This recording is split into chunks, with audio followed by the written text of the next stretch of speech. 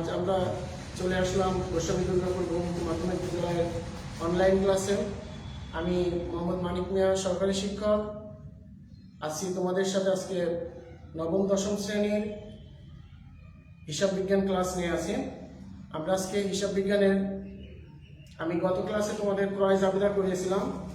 আজকে ক্রয় জাবেদা থেকে কিভাবে সাধারণ খতিয়ান ও সরকারি খতিয়ান করতে হয় সেটা শেখাবো।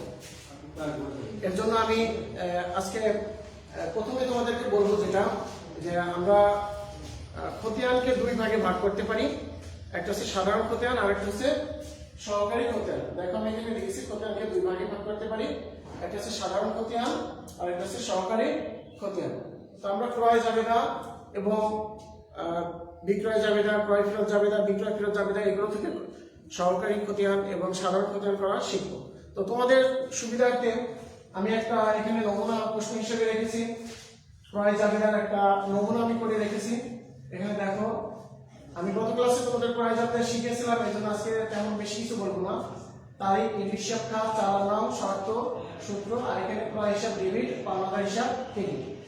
এখানে তিনটা প্রতিষ্ঠানের নাম আছে, তাদের কাছ থেকে যে পণ্য ক্রয় করা হয়েছে। এখানে মোট টাকাটা দেওয়া হয়েছে ৭৫,০০০ টাকা।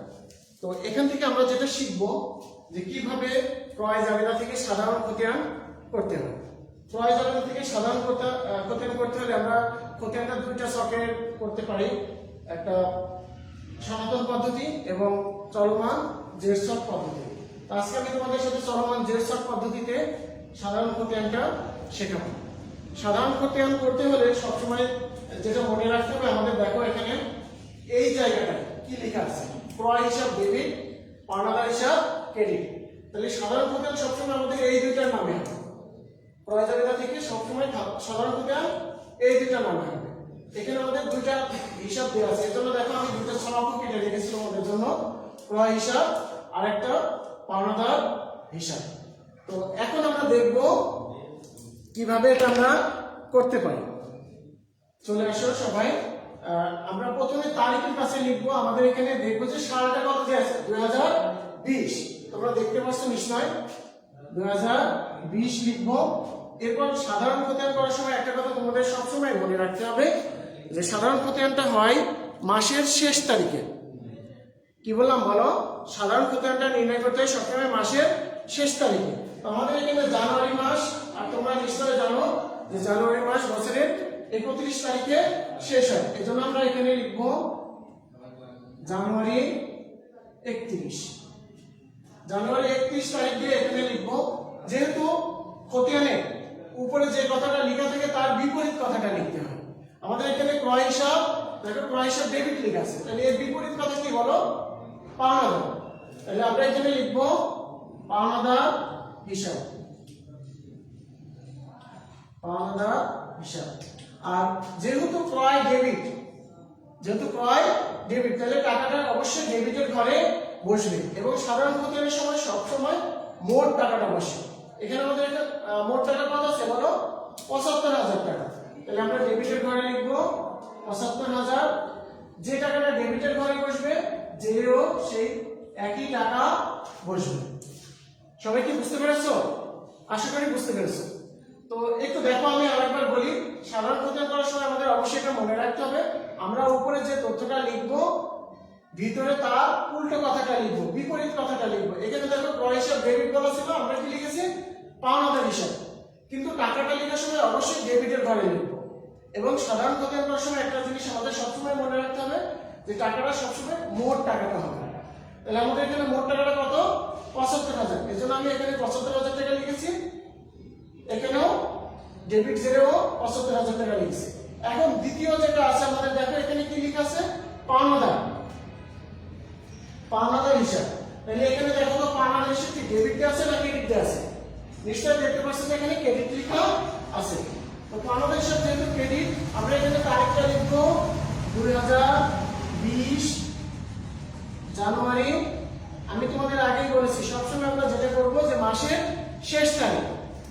সাধারণ খতিয়ান করতে হলে অবশ্যই মাসের শেষ তারিখ। তাহলে আমাদের এখানে মাসের শেষ তারিখটা কি দেওয়া আছে? জানুয়ারি অবশ্যই 31 তারিখে শেষ। আর এখানে পাওনাদার লেখা, তাহলে পাওনাদারের বিপরীত হবে কি? ক্রয়। হিসাব। পাওনাদার হিসাব এর বিপরীত হচ্ছে ক্রয় হিসাব।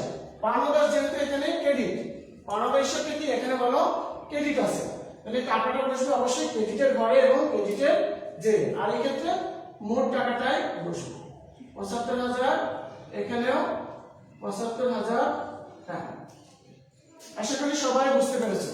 তাহলে আমি আরেকটু সামারাইজ করতে চাচ্ছি, সেটা যে আমরা যখন সাধারণ খতিয়ান করব ক্রয় জাবেদা থেকে অবশ্যই খেয়াল রাখবো যে মোট টাকাটা কত হয়েছে। এখানে মোট টাকাটা হয়েছে ৭৫,০০০ টাকা এবং এই ঘরের ভিতর কি লেখা আছে ক্রয় হিসাব ও পাওনাদার হিসাব। তাহলে ক্রয় হিসাব আমরা লিখেছি ক্রয়ের বিপরীত পাওনাদার, এজন্য ভিতরে লিখবো পাওনাদার হিসাব। আর ক্রয় হিসাব যেহেতু ডেবিট, আমরা মোট টাকাটা ডেবিটের ঘরে এবং ডেবিটের জেরে লিখেছি। এরপরে যখন পাওনাদার হিসাবটা করেছি আমরা এখানে পাওনাদার জাবেদাতে লিখেছিল পাওনাদার হিসাব ক্রেডিট, তাই আমরা কি করেছি ভিতরে পাওনাদারের বিপরীত কথা কি লেখা আছে বলো ক্রয় লেখা আছে, এজন্য আমরা পাওনাদারের বিপরীত ক্রয়। আর সবসময় মাসের শেষ তারিখ সাধারণ খতিয়ান করলে আমরা এটা অবশ্যই যখন ক্রয় জাবেদা বিক্রয় জাবেদা ক্রয় ফেরত জাবেদা বিক্রয় ফেরত জাবেদার উপর আমরা খতিয়ান করব তখন অবশ্যই মাসের শেষ তারিখটা লিখব। আর এখানে ক্রয় হিসাব লিখলাম যেহেতু পাওনাদার ক্রেডিট, তাই মোট টাকাটা আমরা ক্রেডিটের ঘরে ক্রেডিটের জেনে লিখেছি। এই ছিল আমাদের আজকের সাধারণ খতিয়ান। তো এরপরে আমরা সহকারী খতিয়ান করতে পারি। এখান থেকে সহকারী খতিয়ান করতে হলে একটা জিনিস মনে রাখতে হবে, সহকারী খতিয়ান করতে হলে আমাদের এখানে প্রতিষ্ঠানের নাম কয়টা আছে দেখতে হবে। সাধারণ খতিয়ান কিন্তু সবসময় দুইটাই হবে, ক্রয় হিসাব এবং পাওনাদার। কিন্তু সহকারী খতিয়ান অনেক সময় এই ক্রয় জাবেদার ভিতর যে কয়টা প্রতিষ্ঠানের নাম থাকবে সেই কয়টা নামে খতিয়ান করতে হবে। তাহলে আমাদের এখানে কয়টা আছে দুইটা নাম আছে, দেখো Arjin and co, Hafizur traders, Saikat and sons, তিনটা প্রতিষ্ঠানের নাম আছে। তাহলে আমরা যে এখানে ঘর কেটেছি এভাবে তিনটা খতিয়ানের ঘর কাটবো। আমরা এখানে যে তিনটা ঘর কেটেছি দুইটা ঘর কেটেছি এরকম সেম তিনটা খতিয়ানের ঘর কাটবো। তো সবাই তিনটা খতিয়ানের ঘর কাটো, আমিও কাটছি তোমাদের সাথে সাথে।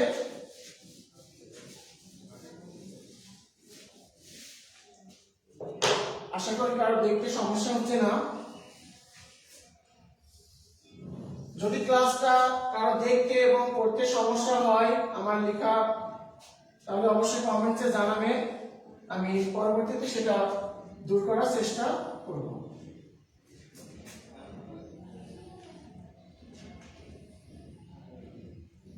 আমি একটা খতিয়ানের ঘর কেটে নিচ্ছি, সহকারী খতিয়ান। তোমরা দেখবা যে সাধারণ জাবেদা ক্রয় জাবেদা থেকে সহকারী খতিয়ান এবং সাধারণ খতিয়ান তৈরিটা কতটা সহজ। আমি এখন একটা সহকারী খতিয়ান করছি, সহকারী খতিয়ান। তো আমি আগে তোমাদের বলেছি সহকারী খতিয়ান করব সবসময় আমরা প্রতিষ্ঠানের নাম। এখানে দেখো 5 তারিখ আমাদের কার নাম দেওয়া আছে আরজিন অ্যান্ড কো, এজন্য আমরা লিখব আরজিন অ্যান্ড কো। এভাবে পরেরটা নাম দেব হাফিজুর ট্রেডার্স, তারপরেরটা নাম দেব সৈকত ট্রেডার্স। আমি কিন্তু একটু এখানে তোমাদের তিনটাই করাবো না, একটা করাবো। একটা করলে তোমরা বুঝতে পারবা, পরেরটা সেভাবে করতে পারবে। তারিখ, বিবরণ, ঘরগুলোর নাম, জাবেদা পৃষ্ঠা, ডেবিট টাকা, ক্রেডিট টাকা, জের, ডেবিট, ক্রেডিট। একটা জিনিস একটু তোমরা দেখো, আমি আগেই বলেছি যে আমরা যখন সহকারী খতিয়ান করব তখন এই যে ক্রেডিট হিসাব খাত এর ভিতরে দেখবো কয়টা প্রতিষ্ঠান আছে। এখানে তিনটা প্রতিষ্ঠানের নাম আছে, আমরা এরকম তিনটা ঘর কাটবো। আমি এখানে একটা কেটেছি আর দুইটা তোমাদের জন্য রেখে দিয়েছি। তো একটা করলে তোমরা বুঝতে পারবা যখন এখানে আমরা এটা কোন জাবেদা থেকে সহকারী খতিয়ান করছি, নিশ্চয় ক্রয় জাবেদা থেকে। এজন্য আমরা এখানে ক্রয় জাবেদার সময় তারিখটা যে তারিখের লেনদেন সেই তারিখ দিতে হবে। আমরা সাধারণ খতিয়ানের সময় দেখেছি মাসের শেষ তারিখ, কিন্তু যখন সহকারী খতিয়ান করব যে তারিখের লেনদেন সেই তারিখটা লিখবো। আমাদের এখানে আর্জেন্টাইন কোয়ের সাথে লেনদেন হয়েছিল 5 তারিখে, এজন্য আমি এখানে 5 তারিখ দিব। আর এই যে বিবরণ এই ঘরটাই যেহেতু ক্রয় জাবেদা থেকে, যখন আমরা ক্রয় জাবেদা থেকে করব তখন লিখব ক্রয় হিসাব, যখন বিক্রয় জাবেদা থেকে করব তখন লিখব বিক্রয় হিসাব, যখন ক্রয় ফেরত জাবেদা থেকে করব তখন লিখব ক্রয় ফেরত হিসাব। তো আমি ক্রয় হিসাব লিখলাম। এরপরে টাকাটা, এখানে যে প্রতিষ্ঠানগুলোর নাম, আমরা যখন বাকিতে পণ্য ক্রয় করি তারা আমাদের কাছে টাকা পায়, তার মানে তারা কি পাওনাদার। আমাদের কাছে যারা টাকা পায় তারা হচ্ছে পাওনাদার, আর পাওনাদার দায়, যার কারণে পাওনাদার হবে ক্রেডিট। তাহলে আমরা এখানে এই যে আর্জেন্টাইন কোম এর কাছ থেকে কত টাকার পণ্য কিনেছিলাম, দেখো তো 30,000 টাকা। তাহলে এভাবে এই 30,000 টাকা আমরা ক্রেডিটের ঘরে লিখবো, ক্রেডিটের ঘরে ক্রেডিটের যে। সবাই কি বুঝতে পেরেছো? ঠিক একইভাবে যখন আমরা হাফিজুর ট্রেডার্স নামে একটা ঘর কাটবো, এখানে লিখতাম হাফিজুর ট্রেডার্স, এখানে তারিখের ঘরে লিখতাম 15 তারিখ, এখানে ক্রয় হিসাবে লিখতাম টাকাটা 20,000 20,000। তদ্রুপ ভাবে 25 তারিখের লেনদেনটা যখন আমরা লিখতাম তখন আরেকটা ঘর কাটতাম, সেটার নাম দিতাম সৈকত অ্যান্ড সন্স, ভিতরে লিখবো ক্রয় হিসাব, আর টাকাটা লিখতাম তখন 25,000 ক্রেডিটের ঘরে, 25,000 ক্রেডিটের জেনে। ঠিক একইভাবে সরকারি কোথায় এখানে যতগুলো প্রতিষ্ঠানের নাম থাকবে ততগুলো আমরা এভাবে লিখবো। আশা করি তোমরা আজকের ক্লাসটা খুব ভালোভাবে বুঝতে পেরেছো। যদি ক্লাসটা বুঝতে কারো সমস্যা হয় অবশ্যই কমেন্টসে জানাবে, আর যদি ভালো লেগে থাকে তাহলে বন্ধুদের মাঝে শেয়ার করে সবাইকে দেখার সুযোগ করে দেবে। সবাই ভালো থাকবে, আল্লাহ হাফেজ।